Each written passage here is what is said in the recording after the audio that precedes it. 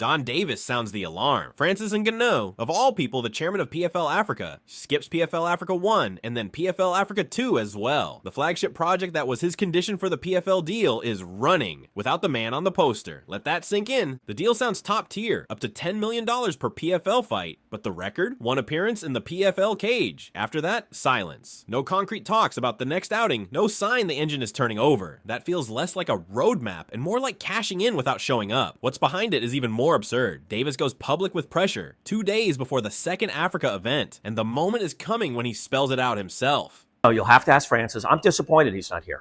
This is part of his vision. We're here. You can imagine, obviously, people's expectation for chairman of I did too.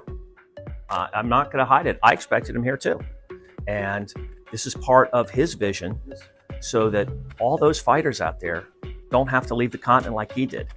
And we worked for 2 years for tonight together to help realize that vision. So I would have liked him here. And I'm disappointed personally that he's not here also. And you guys don't know me except for... That statement dropped on Thursday, 2 days before the Saturday event. That doesn't sound like a misunderstanding. That sounds like he's not coming. 2 years of build-up, big vision, and then the chairman of PFL Africa isn't at the cage. That's not just embarrassing, that's a cold start in neutral. Davis's tone says more than any PR statement. Frustration in the red. Someone who talks like that has knocked, reminded, followed up, and apparently didn't get a clear answer. That explains why Davis went public and simultaneously sounded like he was bracing for a no-show number 2. If the gears are grinding this hard before the event, what does that say about communication behind the scenes? Right after this, it gets even sharper, and this is exactly where the mood flips. This doesn't sound like a misunderstanding. It sounds like read receipts on, replies off. Davis obviously knocked multiple times. He didn't get a clear explanation. The result on the scoreboard is brutally simple. 2 Africa events. 0 Ngannou. For a chairman, that's more than just a false start. It's a back-to-back no-show. And Davis's tone gives away that he expected exactly that. From a PR perspective, that's an own goal. A project that was supposed to be his vision runs without his face, and leaves a scent of ghosting vibes behind the scenes. What lies behind it is even more absurd. Next comes the question of whether mere execution is enough, or whether presence was part of the deal. PFL Africa isn't a side quest, it's a statement. The first global MMA promotion with events in Africa. Good for the ecosystem, good for the scene, historically charged. Even if the chairman doesn't show, simple execution beats the usual soon, promise, talk. New stage, real opportunities, that counts. But that's exactly why it grates. For all intents and purposes, these are his events. He pushed this project through, hardwired it into the contract, and the minimum would be, show your face. What lies behind it is even more absurd. Next comes what concessions he secured in the deal, and then why that raises the bar for his presence even higher. The deal reads like an MMA wish list on steroids. Guaranteed $10 million per fight, plus $2 million for all of his opponents. Equity, chairman of PFL Africa, and a seat on the Global Advisory Board. The PFL really put everything on the table. Signed in May 2023. And since then, one PFL fight against Renan Ferreira on the biggest PFL card ever, which supposedly still posted a multi-million loss. Ouch. Yes, PFL Africa exists, but the chairman remains invisible. That's exactly what skews the deal. Maximum concessions, minimal presence, premium package, but no one at the wheel. What lies behind it is even more absurd. Next, Ngannou himself says it's all a responsibility and how proudly he carries it. It's also a good thing. It's also a proof of like achievement, of like success, thing that you have done in the right way. And I think if a man is able to like have that kind of influence that we have on people expecting stuff to us, I think it's also a blessing. So yes, it's a responsibility, but I proudly carry that responsibility. And that's exactly where it pinches. Loudly announce responsibility and then stay invisible? Ngannou calls it his pressure to succeed, which he carries proudly, voluntarily, not forced. He wanted this role, he demanded it. He insisted on PFL Africa and the chairman title. Context, PFL Africa exists because of him. Rammed through contractually, image project number 1. Showing up would be the minimum of this responsibility. And that's what makes the contrast so wild. Big words about responsibility, but the cage side railing stays empty. That smells more like title on the business card than rolling up sleeves? Is it enough if the event's run? And without the chairman at the cage, it's about to get even sharper. Does the event itself count more than the presence of the man who set it in motion? Sure, the fact that PFL is even staging in Africa is a win for the ecosystem. New stage, new opportunities, no empty promise. But that's precisely why the empty spot at the cage weighs even heavier. Ngannou calls the whole thing responsibility, and he actively chose, demanded, enforced this role. If the project is his baby, showing up is the bare minimum for the fighters, for the company, for the vision he himself wanted to sell. In short, execution without the chairman feels like a PR poster without a signature. Let that sink in, the cards go on, but the face donor stays invisible. This is where it gets pointed. What exactly does the chairman do if he doesn't even sit cage side? Next up is how much backstage work actually lands on his desk, apart from a few approval emails. What does a chairman of PFL Africa actually do? Beyond titles on a business card, from the outside it looks more like approvals via email, dates, locations, a few check marks. Done. Operative trail? Thin. That's exactly why the minimum would be crystal clear. Show up. When your own events run without your own chairman, the question inevitably arises how much real work actually lands there. Beyond approved. The catch? For all intents and purposes, these are his events. Without him, this Africa track wouldn't exist. Contractually enforced, sold big. Showface isn't a nice to have here, it's mandatory. And right now that collides with his old freedom mantra, demand respect, but deliver no presents. In a moment, he talks himself about freedom and respect. The only thing that I'm scared of is to be trapped. It's not to lose my freedom, which I value very much. You guys know how the UFC contract can be restrictive, and as an independent contractor, you don't really have a say in that contract. You don't even have a right. So I can do that. Maybe explore a possibility to do one boxing match and come back into MMA with another organization, promotion, or my own promotion. Everywhere that I feel respected, everywhere that I feel value, I'll be happy to do that. And that's exactly where the story bites its own tail. Freedom and respect as the guiding motif. But as PFL Africa boss, not even ringside at his own project. In leaving the UFC, he emphasized the fear of being trapped, criticized restrictive contracts, wants to be allowed to box and to compete where he's valued. Clean philosophy on paper. If respect is his currency, then staying away from PFL Africa reads like a minus sign behind his own slogan.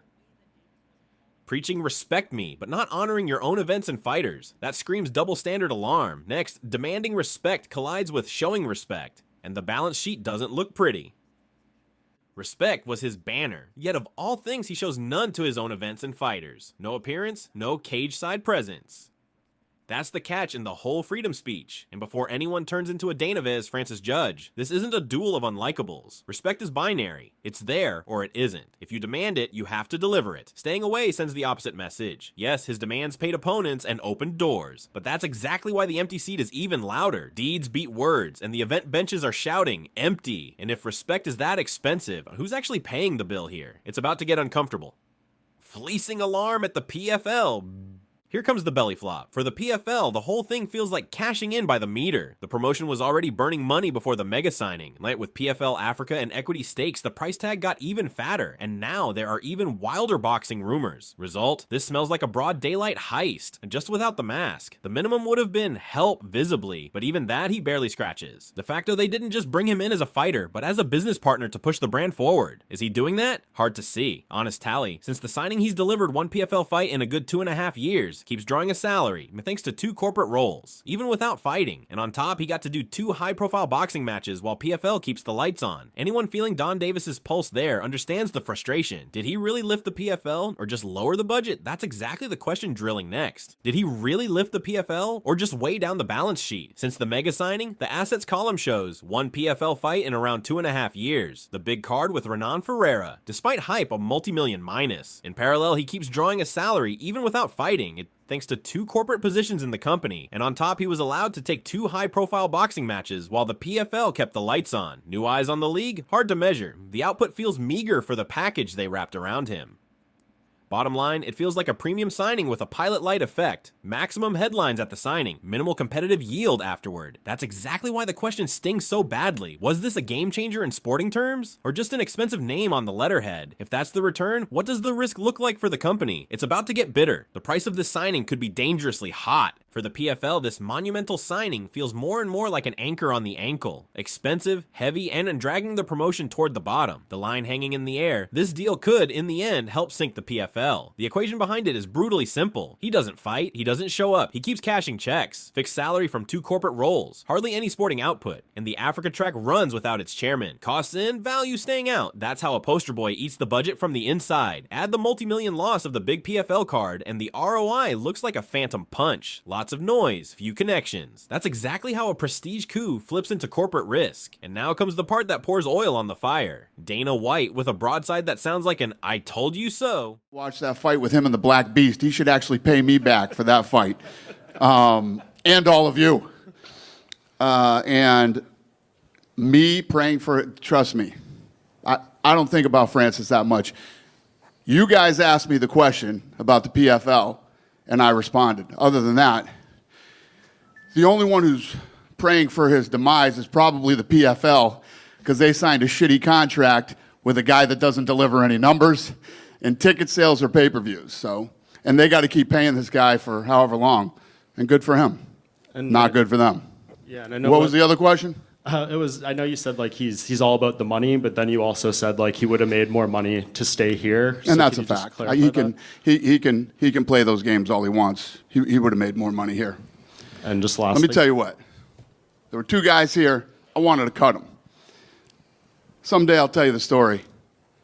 Francis was like, I was all about Francis in the beginning, and then I found out who Francis was. And I told the 2 guys who asked me not to cut Francis, when somebody shows you who they are, believe them. And, yeah, believe me, I have no sleepless nights over Francis leaving. So just 2 more things on this. Yep. You wanted to cut him, but he went on to become the UFC heavyweight champion. So I guess what does that say about that thought process? Yeah. Does it show he should have stayed? Well, no. I didn't like Francis as a person. Wasn't a guy I wanted to do business with. My boys were telling me he's misunderstood. And I told them, when somebody shows you who they are, believe them. Yeah. It wasn't about him becoming the heavyweight champion of the world. Francis isn't a good guy. He plays the good guy. I don't understand the language, and so he seems like he's a nice guy. He's not, and he's just not a guy that I wanted to be in business with. Period. End of story. Whether he became the champion or not.